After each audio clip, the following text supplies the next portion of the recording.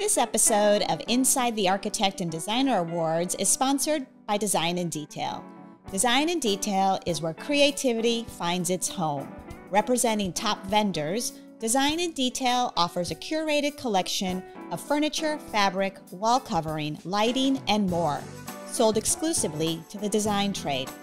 For more than a decade, Design in Detail has been the premier destination for designers seeking fresh, distinctive pieces and superior service. Visit the showroom in Maplewood and let your creativity flourish, or visit designindetailstl.com. Susan Bauer, welcome to Inside the Architect and Designer Awards mini-series. It's so nice to have you here. And it's wonderful to be here. Thank you for the invitation. Absolutely, and congrats on your big wins. Thanks. Which included House of the Year. We're going to talk about that house today.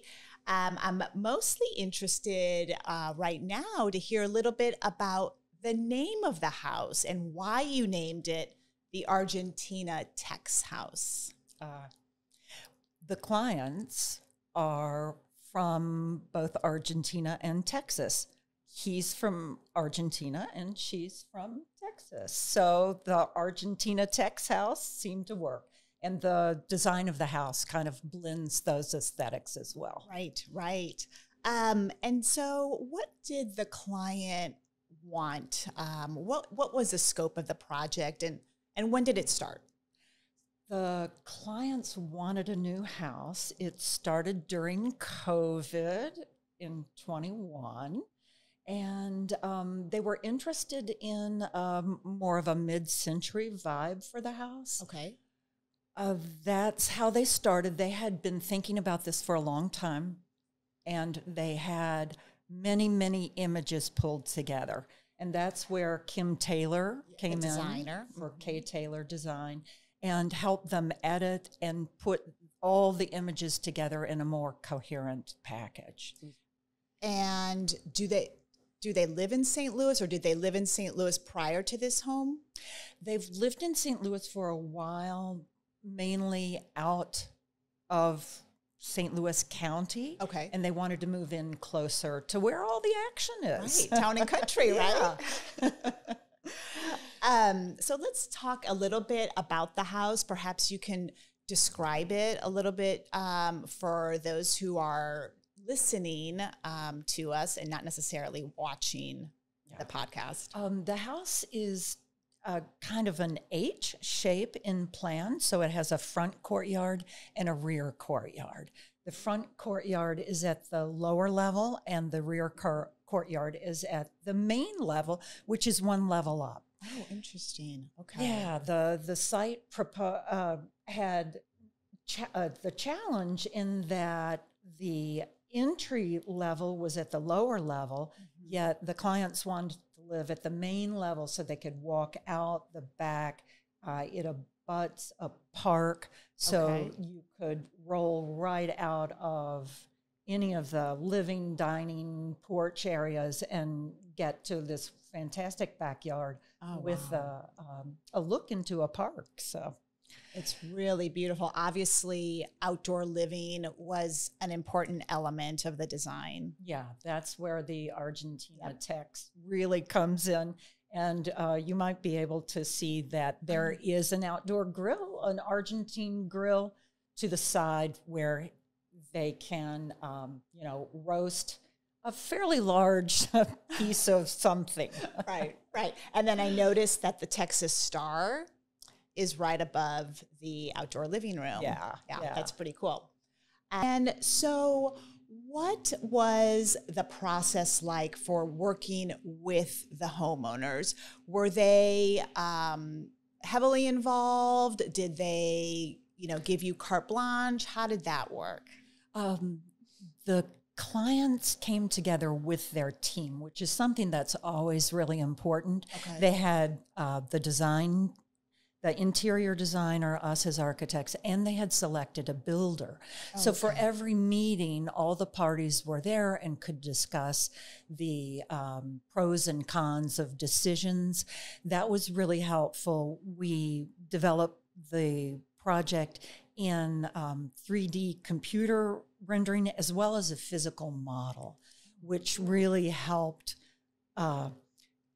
make it clear what they were getting and how the house would work for them. And is that pretty typical of your work to have a model as well for? We like to build the models. We don't always get the time, and sometimes clients are out of town, and the 3D visuals go a long way. But we love physical models as architects and designers, and the clients sometimes really don't understand 2D drawings or even 3-dimensional drawings. So the physical model is like, ding, the light bulb goes off. Certainly helpful. Were there challenges with the architectural review board? Because this is obviously a new build. Yes, there was. It is built on a cul-de-sac that is largely being rebuilt. They were mid-century ranch homes and houses, as everybody knows, have gotten bigger, they're taller, they're wider. And there was one particular member of the architectural review board who thought the house would really pull down the real estate values around them.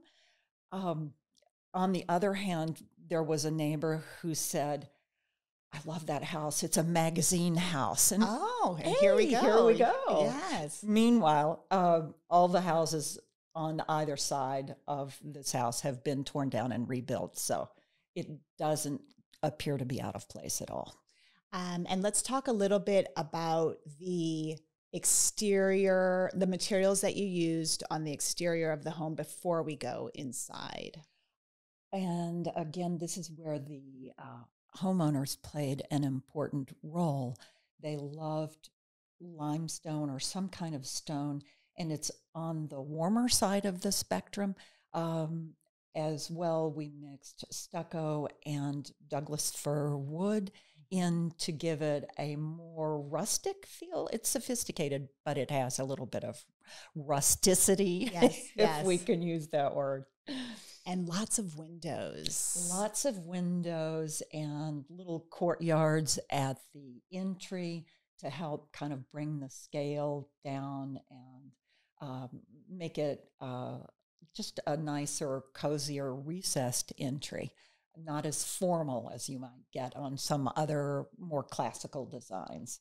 Very cool. All right, so maybe we can pull up a photo of the kitchen. And what a cool space. Yeah, this is where Kay Taylor and her design group was really important in developing the 3-island scheme. Yes, I see that. The homeowners must love to entertain and cook. They have 3 kids who have now pretty much, acquired mates, and so when the family gets together, it can be fairly large. Off to the side, you see that there is a refreshment bar. Yes. So there's a coffee station there as well as a bar. And I did love a lovely job. The doors pocket back, so you open them up, and there are these great revelations of all sorts of things that you can use and make. Are you specifying a lot of beverage centers like this in your projects? Beverage centers seem to be big, even in the bedroom, in the master suite. Interesting. We often do them. And the cabinets, what are the cabinets made of? They are largely clad in the kitchen. They are walnut. Okay. And then they have a darker stain in the beverage center to kind of make that look like a nice, cozy alcove. Right. Okay, cool. All right. Well, maybe now we can turn to the study. What a great place to go to work every day. This is a study for him. Okay. And this is something that evolved even when the house was under construction. They had inspirational images, and the desk in the beginning was oriented toward the front of the house. And once the side courtyard was built, they decided, oh, let's change it. And Kim and Anna, who was working with K. Taylor Design Group at that time, decided, oh, let's change this so the client can look at the side courtyard.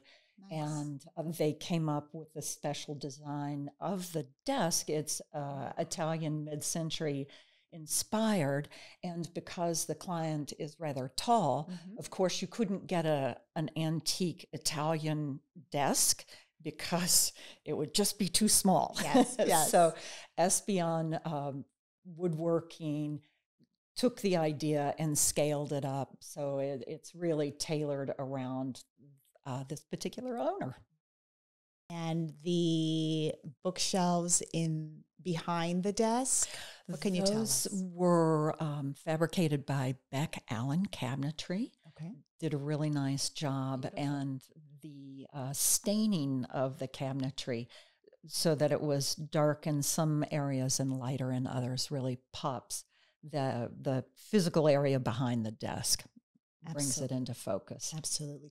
We didn't talk about the floors. What are the floors made of? The floors are engineered white oak. Oh, okay. And they run throughout the upper floor of the house. Okay. Okay, great.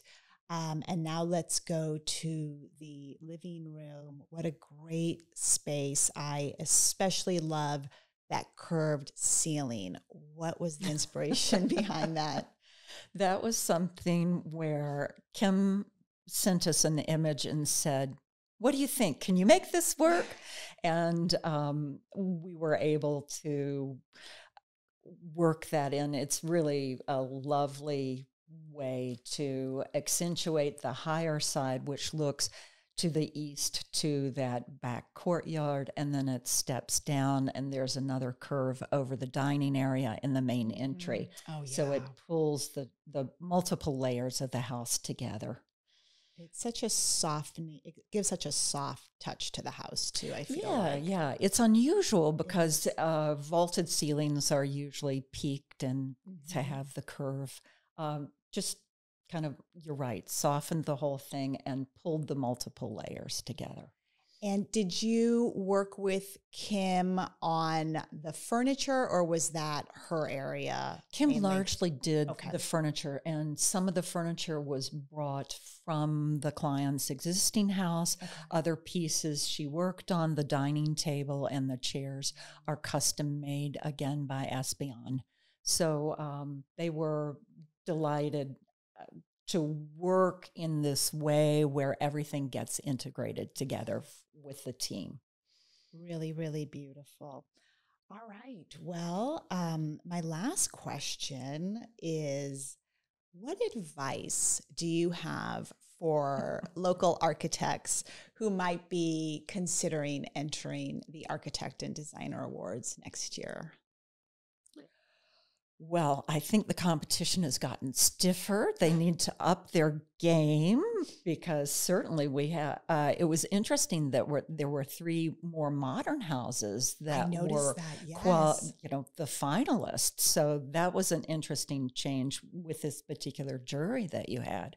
And I think, as usual, the photography is so important. But working as a team to get everybody on the same page with the interiors, with the clients, with the contractor, that always pays off. Awesome. Well, thank you, Susan, so much for your time, and congratulations once again. Oh, my pleasure. Thank you so much.